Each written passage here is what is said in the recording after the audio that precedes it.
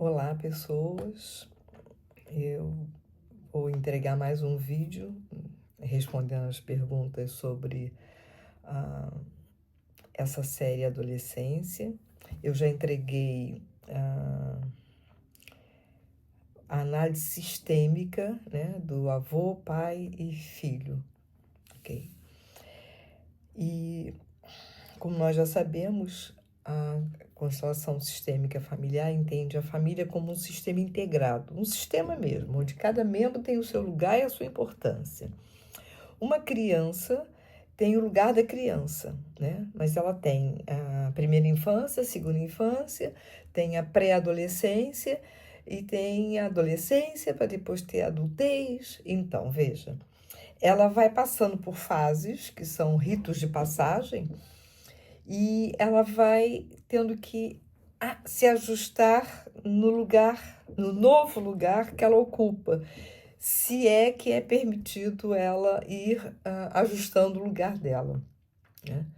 Se nós pensarmos bem, a adolescência, que algumas pessoas dizem que é a aborrecência, pode ser entendido como um desastre, né? Como uma luta, ou como uma bênção, que é um terreno fértil para o amadurecimento dos pais e do filho adolescente ou filha adolescente, né? Principalmente se os pais tiverem feito a sua evolução e tomarem consciência de que eles precisam ajustar-se e ajustar a dinâmica em função da mudança das fases do filho, né? Primeira infância, segunda infância, pré-adolescência, adolescência e depois adultez. Se os pais têm essa consciência, eles abrem um caminho para o desenvolvimento de uma relação de confiança, amorosa, ok? E o adolescente, quando ele chega na adolescência, ele vem vivenciando essa abertura, esse ambiente saudável, e aí ele consegue encontrar o seu próprio espaço dentro do sistema familiar, apesar das mudanças que ele vai fazendo ao longo do percurso dele, né? Se isso não acontece dessa forma saudável, as tensões dentro do sistema vão aumentar, né? Se esses pais não reconhecerem a necessidade de ajuste na hierarquia familiar. Há situações em que acontece em que o pai já fez uma evolução e já entende que deve fazer esse ajuste. Muitas vezes isso acontece mais facilmente num pai que tem filho homem. Outras vezes é a mãe, que é a mulher, que vai entender essa necessidade desse ajuste na hierarquia familiar, mas entra então em choque com o pai que não pensa da mesma forma, ok? Eu costumo dizer que muitos dos conflitos entre casais são provenientes da diferença do olhar deles para os filhos, seja criança, seja adolescente, não é? Algumas vezes, as experiências dos pais adolescentes, dos pais quando eram adolescentes, a experiência deles na fase deles pode levar a que eles sejam hoje pais que impõem regras ou pais permissivos, ok? Portanto, é possível. E também é possível na infância, quando os pais vivenciaram na infância uma educação autoritária, inconscientemente eles podem reproduzir essa mesma autoridade ou o oposto, ok? Porque, no fundo, a intenção é evitar erros do passado. Mas nem sempre a intenção leva a um bom caminho, né? O que nós podemos dizer é que nem autoritarismo, nem permissividade, há outro caminho, há o caminho do amor, do respeito, da compreensão e da consciência emocional, né? A constelação familiar, ela, ela mostra que se você tem consciência dos padrões herdados, isso permite você olhar, reconhecer, acolher e curar para fazer escolhas mais saudáveis, mais equilibradas, não é? Ok? E se você também curou a sua infância, curou o julgamento dos pais, curou a sua adolescência, você é um pai mais inteiro, né? Um pai e uma mãe muito mais inteiros. Portanto, voltando para o tema principal, que aqui o ator principal é o adolescente, né? Seja no feminino ou no masculino. O adolescente ele precisa de sentir que pertence, ele precisa sentir que é reconhecido para ele poder se sentir seguro e desenvolver-se de forma saudável, né? Então, os pais devem ajustar a sua forma de se relacionar com cada filho.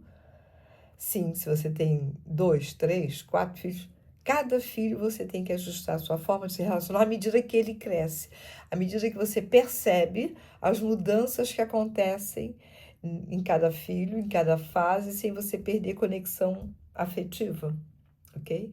E isso eu digo que é um exercício de pais saudáveis. Se não estão saudáveis, corram e vão procurar resolver-se para poder serem melhores pais nessa conexão afetiva com os filhos, né? A comunicação saudável, a comunicação fluida, eu costumo sugerir para alguns pais que leiam junto com os filhos determinados livros e debatam, encontrem um dia da semana para debaterem com os filhos desde pequenos, lendo o livro adequado ou até usando aqueles curta-metragens para reflexões. Então, se eles estabelecem essa base de comunicação, com certeza evitam conflitos, situações destrutivas e fortalecem os vínculos, com certeza. Sem contar que a criança vai crescendo sabendo que ela tem o direito de se expressar, né? Nessa série, eles mostram a dor da solidão do adolescente, ok? Porque ele não encontra o seu lugar, porque ele não encontra a possibilidade de dizer o que sente e pensa, né? Então, o que os pais podem fazer? Escutar ativamente os seus filhos. É um exercício que é mesmo muito importante, os pais perceberem o que os filhos sentem, que não é o mesmo que concordar, ok? Mas perceber a dor, perceber o conflito interno, perceber o medo, né? Tudo que os filhos estão enfrentando